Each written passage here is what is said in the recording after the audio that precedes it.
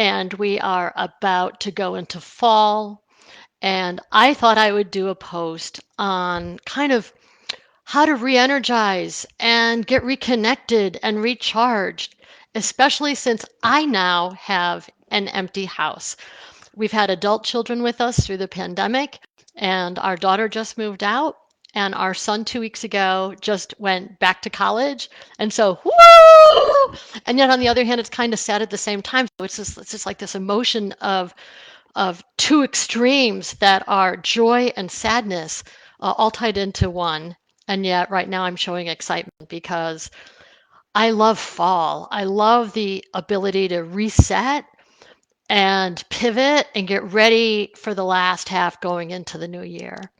And so I wanted to check in with you guys and share what I've been doing and maybe get some feedback as what you're doing and figure out how we can make sure this last quarter of the year is fabulous.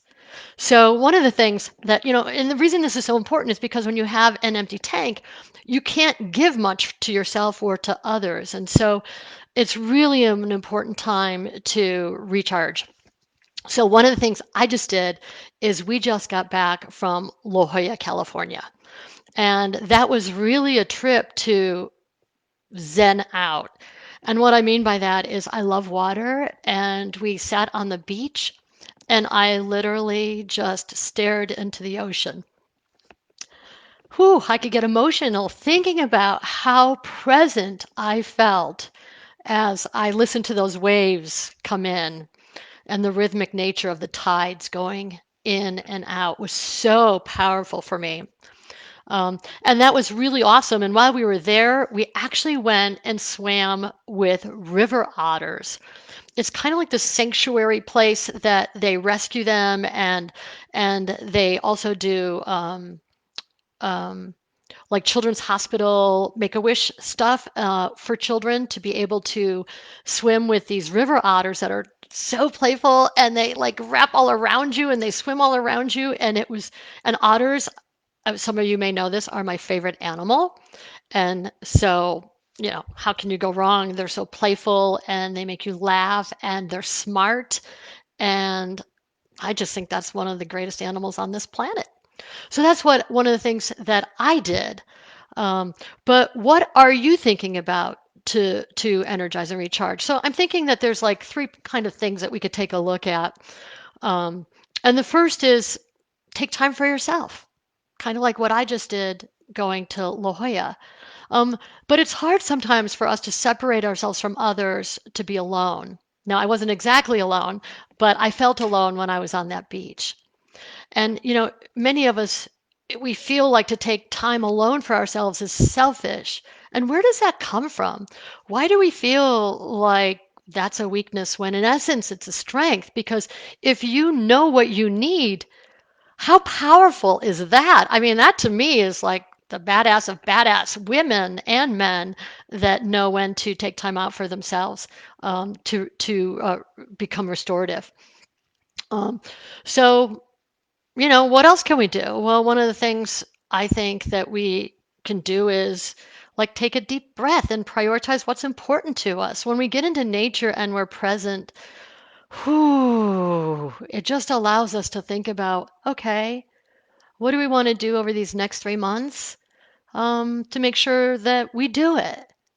And so I'm encouraging all of you, if you haven't, to really take time for yourself to really think about these next few months and prioritize what's important to you. And for me, laughter and humor, that gets me through anything. So when I am with a community of people that I really care about and I laugh, it makes me playful, and then I just feel so energized. So yeah, laughter and humor is big for me. And I would say um, time with family generally, but right now I'm not saying that.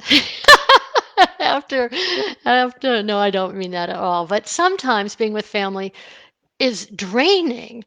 Um, and so that's why I said in the beginning of this video how I have this joy that I have the home alone, and then I have this sadness that, oh my God, it was really fun having our daughter and son here unexpectedly during the summer. So that was joy that I never expected to see.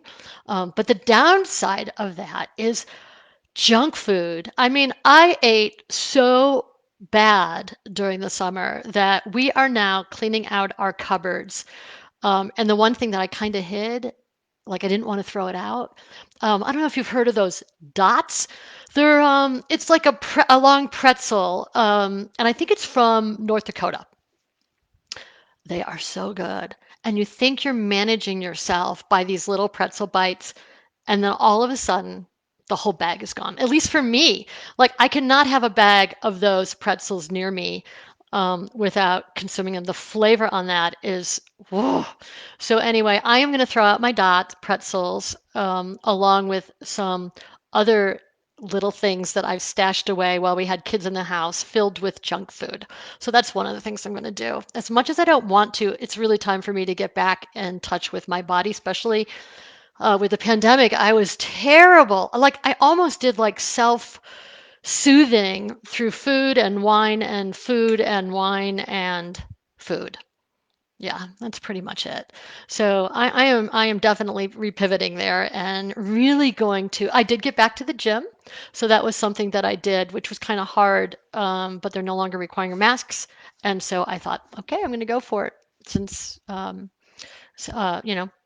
So there we go. But the point about all of this is that we don't live to work, we work to live. And what are you doing to live as we go through these last 3 months? And the second thing is that we each have our own unique zone of genius. And taking time off can help you get back in alignment with your unique gifts that you have. And so it's so important to find out for yourself who you are, what's important to you, and how do you get into that zone of genius so that you can do and be your best you. And so some examples of how to find some of that, we talked about it a little bit. Um, in terms of resting the mind, I personally I meditate. That's something that I started 3 years ago. A client mentioned it to me, and I'm like, whoa, they seem so zen. I got to figure out what they have because I want what they have. And I use several apps, meditation apps, and I do 30 minutes a day. And that, because those of you who know me, I am so type A that I need something to like mellow me out. Otherwise, I'm bouncing off the walls. Walking in nature, cycling, fly fishing, anything that allows you time to be with yourself, to think, is really important to you. I see my cousin Erin is online. Hi, Erin. Thanks for joining me. It's so good to see you. And it sounds like you had a great time with your mom in the wedding last weekend. Um, and the next thing, when you get to your zone of greatness, identify what's next for you and then prioritize, as I said before, on what are the steps you're going to take and then plan to take them. And then I'd say third is get support, ask for help. That is so hard for me to do. I know we talked about it's hard to ask for time alone, but it's also hard to ask for help. And why are we so afraid for asking for help? You know, I think there are many reasons that we don't like to do that. We don't like to look needy or weak or foolish or stupid. And I don't like to do any of that. I don't, of course, I am, it's so hard. But what we're really afraid of is rejection and hearing no.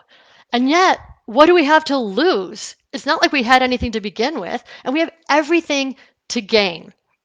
When we were on the beach in La Jolla last weekend, my son watched this college student on the beach go up to two college women that were playing volleyball. And he asked if he could join them. And my son was so intrigued by this guy, as my son would say, this dude going to check out these women and playing volleyball with them. And so I started to watch the interaction, and my son was so impressed by his initiative. And it was interesting that he observed all that. And I think it gave him, wow, that guy had nothing to lose. And look, he's sitting on the beach by himself, and now he's playing volleyball with these women and having a great time.